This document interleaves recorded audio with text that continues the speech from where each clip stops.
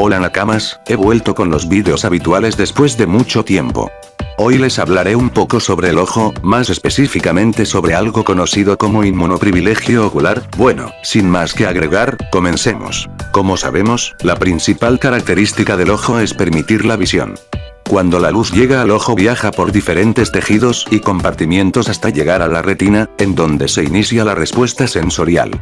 El paso de la luz a través del eje visual solo es posible debido a la transparencia de algunas estructuras, las cuales son, la córnea, el humor acuoso, cristalino, y humor vítreo. Para preservar esta transparencia, el aparato ocular está constituido por las mencionadas estructuras y por mecanismos que brindan protección e integridad al sistema visual, ya que protegen al ojo del ambiente externo y controlan los elementos de la respuesta inmunológica que pudieran ser deletéreos para la función. En este sentido, la respuesta inmunológica del ojo es única, ya que algunas de sus estructuras son sitios inmunoprivilegiados, mientras que otras son capaces de exhibir importantes respuestas inmunológicas, lo que tiene implicaciones clínicas relacionadas con la inflamación y la angiogénesis. El concepto de inmunoprivilegio se refiere al conjunto de mecanismos que permiten la regulación a la baja de la respuesta inmunológica en sitios en los que la función del órgano está relacionada con alguna función vital o con la reproducción. Existen diversos mecanismos de inmunoprivilegio ocular. Uno de estos es la ignorancia inmunológica. Son tres las estructuras anatómicas del ojo las que contribuyen a este mecanismo. La retina, en la que las uniones estrechas entre las células endoteliales que conforman los vasos sanguíneos que la irrigan constituyen la barrera hematoretiniana. El iris, en el que las uniones estrechas entre el epitelio del iris y el endotelio vascular favorecen la barrera hematoacuosa, y la córnea, que debido al privilegio angiogénico se mantiene como un tejido avascular que impide el acceso de linfocitos T activados. La estructura anatómica que impide el ingreso de vasos a la córnea es el limbo esclerocorneal, una zona de transición de 1 a 2 milímetros de ancho, adyacente a la esclerótica, en la periferia de la córnea. El limbo es la fuente de células troncales y el sitio donde terminan los vasos sanguíneos conjuntivales y esclerales. Las células limbales humanas originan las células epiteliales corneales y producen factores antiangiogénicos que impiden la formación o presencia de vasos en la córnea. El control de la angiogénesis en la retina depende de las células del epitelio pigmentario de retina que producen el factor derivado del epitelio pigmentario, el cual abreviaremos como PDF por simplicidad. El PDF disminuye la proliferación del factor de crecimiento endotelial vascular o VEGF, disminuye la producción de células endoteliales inducida por VEGF, induce la apoptosis en las células endoteliales y también induce apoptosis en los macrófagos, por lo que sus funciones también podrían estar asociadas con el control de la inflamación. Los procesos inflamatorios crónicos de la superficie corneal pueden romper este equilibrio y favorecer la producción de factores proangiogénicos que estimulan las células endoteliales, favorecen la migración leucocitaria y generan nuevos vasos sanguíneos, con el consecuente daño a la superficie corneal. Es importante mencionar que entre todos los factores angiogénicos, el VEGF pareciera jugar un papel preponderante en la neovascularización de los tejidos oculares, tal es el caso de la retinopatía diabética. La generación de vasos en la retina causa un daño irreversible a la misma, de hecho es la principal causa de ceguera en adultos que trabajan. Es debido a esto que muchas de las terapias biológicas actuales se enfocan en bloquear a VEGF. En el caso de la córnea, se trata de un tejido avascular y transparente organizado en 5 capas, las cuales son, el epitelio, la membrana de Bowman, el estroma, la membrana de cemento y endotelio. El epitelio corneal expresa moléculas de MHC1 no clásicas, lo que favorece mecanismos inmunológicos de tolerancia similares a tejidos placentarios. Cabe mencionar que, a pesar de que la córnea es un tejido eminentemente inmunoprivilegiado, algunos de sus componentes tienen la capacidad de activar respuestas inflamatorias importantes.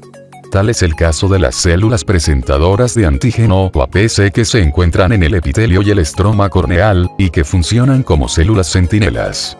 Las células dendríticas juegan un papel muy importante en la regulación de la respuesta inmune innata y adaptativa corneal y, según la magnitud de su activación, pueden o no romper el inmunoprivilegio de la superficie corneal. Por largo tiempo se pensó que las células dendríticas solo se encontraban en la conjuntiva y en la parte periférica de la córnea, pero en los últimos años se caracterizaron células dendríticas en la parte central de la córnea.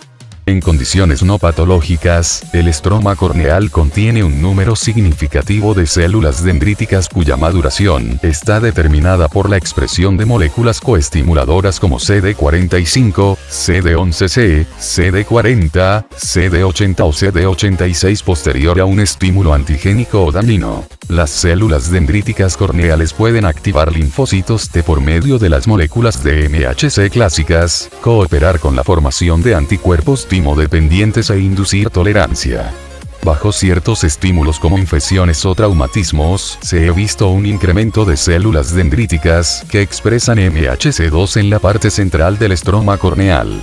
Por otra parte, las APC que se encuentran en la periferia de la córnea expresan CD11C, pero los estímulos mencionados pueden incrementar la expresión de CD80, CD86 y CD40, lo que favorece la activación de linfocitos T. Además, la córnea también puede albergar APC derivadas de la médula ósea con capacidad fagocítica. Las células dendríticas corneales y otras células epiteliales oculares también producen moléculas solubles que suprimen la respuesta inmunológica. Estas moléculas incluyen el factor de crecimiento transformante beta o TGF-beta y la trombosbondina.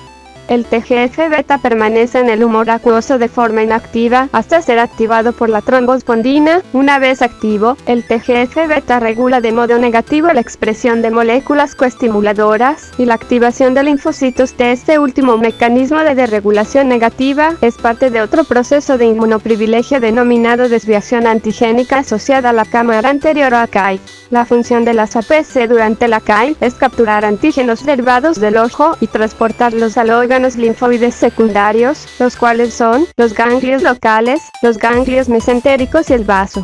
Este último es el órgano en el que se describió el mecanismo de ACAI. En el vaso, las APC provenientes del ojo presentan el antígeno a diferentes poblaciones celulares y dado que esas APC se encuentran en un ambiente supresor rico en TGF-beta, al presentar el antígeno se desenvuelven como células tolerogénicas, es decir, producen también TGF-beta.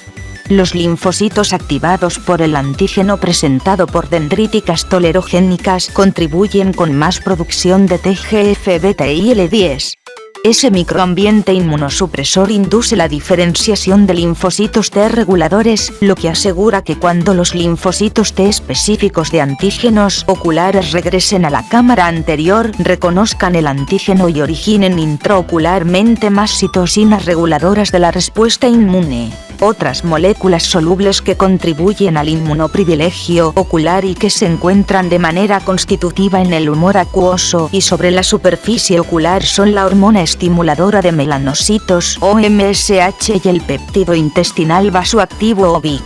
La MSH es un péptido de 13 aminoácidos derivado de la propia melanocortina, capaz de suprimir la respuesta inflamatoria sistémica inducida por endotoxina, IL-1 y TNF-alfa.